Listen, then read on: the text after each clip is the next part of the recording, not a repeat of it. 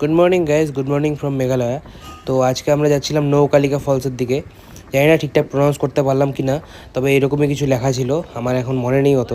তো মেঘগুলোকে দেখতেই পাচ্ছ, একদম মাটির সাথে মিশেছিল। আর একদম মানে ফিল হচ্ছিল হাতে যে কিছু একটা যাচ্ছে। তো অনেকেই ভাববে এটা কুয়াশা, কিন্তু এটা কুয়াশা না, এটা একদম মেঘ। আর আমরা প্রচুর হাইটে চলে এসেছিলাম। তো মেঘগুলোকে দেখে যেমন আনন্দ হচ্ছিল, তেমন আবার মনে হচ্ছিল যে হয়তো ফলসটা দেখতে পারবো না, কারণ এত মেঘ থাকলে ফলসটা দেখা যায় না। পাশের সবাই মেঘ দেখে এক্সাইটেড হয়ে যায়, তাই আমিও একটু এক্সাইটেড হয়ে হাতটা বার করে দিই মেঘ ফিল করার জন্য হাতে। তো তারপর আমরা এগিয়ে যাই টিকিট কাউন্টারের দিকে। তো টিকিট কাউন্টারে গিয়ে টিকিট কেটে তারপর আমরা এন্ট্রি নিই।